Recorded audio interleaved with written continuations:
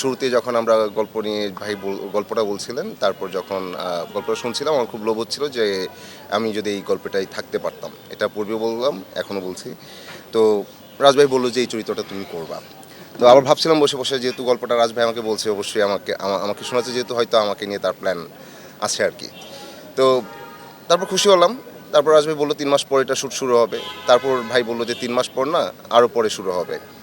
এবং উনি গল্পটা একদম শুরু থেকে শেষ পর্যন্ত মানে একদম গুছালেন, তারপর শুরু করলেন। এবং এই যে আমরা এতগুলো মানুষ 7 মাস শ্যুট করলাম, তো একটা পরিবারের মতোই দীর্ঘদিন ছিলাম। সবার মধ্যে অনেক কথা, অনেক হাসি আনন্দ, অনেক স্মৃতি, এগুলোই আসলে এক্সপিরিয়েন্স। এবং এই টোটালটা আসলে এই টোটাল জার্নিটাকে অনেক চমৎকারভাবে একদম ম্যাজিশিয়ানের মতো আসলে লিড দিছেন রাজভাই।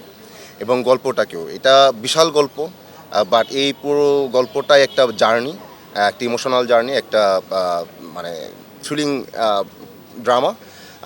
মানে এই যে পরিবারের প্রতিটা সিকোয়েন্সে যে ক্রাইসিস, এই ক্রাইসিসের এই থ্রিলটা জার্নিতে আসলে দর্শক ছিল। এজ এ দর্শক আমিও আসলে এইভাবে আটকে ছিলাম। আমি আমার কাজ দেখি, তো এই কাজটা আমি দর্শক হিসেবে যখন দেখছি, তখন আমার কাছে আমি নানা জায়গায় ইমোশনাল হয়ে যাচ্ছিলাম। সো এটা সব মিলিয়ে একটা বিচিত্র অভিজ্ঞতা আর কি এই কাজে। আর মিস করব, আমার পরিবারকে মিস করব, আমার পরিবারের পরও একটা পরিবার, এবং আমার বড় মানে আরও বিশাল পরিবার হচ্ছে দর্শক। আমার কাছে তো মনে হয় যে আমি কোটি কোটি পরিবারের এখন ছোট ছেলে, সামির। তো আমার নাম অনেকে জানে না, বাট সামিরটা জানে এই কাজের মধ্য দিয়ে। এটা বিশাল প্রাপ্তি। এবং এই যে ভাই আমাকে সব পরিবারের ছোট ছেলে বানিয়ে দিচ্ছেন, এটার জন্য তো আসলে এটা একটা বিশাল প্রাপ্তি, এবং আমি লাকি। কারণ পরিবারের ছোট ছেলেরা খুব ভালোবাসার হয়, আমি ভীষণ ভালোবাসা পাচ্ছি। এটা খুব আপ্লুত, এবং খুব খারাপও লাগছে যে এই কাজটা শেষে যদি এই সামির সামির সামির নামটা ধীরে ধীরে একটু ফেড হয়ে আসে, তখনও আমার কাছে মনে হবে যে আমার এখন মনে হয় যে আমার নামটা চেঞ্জ করে সামিরই হয়ে যাক। সামির নামই সবসময় সবাই আমাকে চিনুক।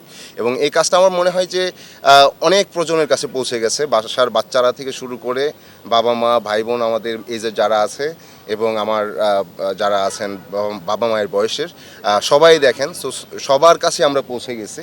তো অনেক প্রজন্মের কাছে আমরা স্মরণীয় থাকবো, এরকম আমার কাছে মনে হচ্ছে। এটা অনেক বড় প্রাপ্তি, এবং এই দর্শকদের আমি অনেক বেশি মিস করব।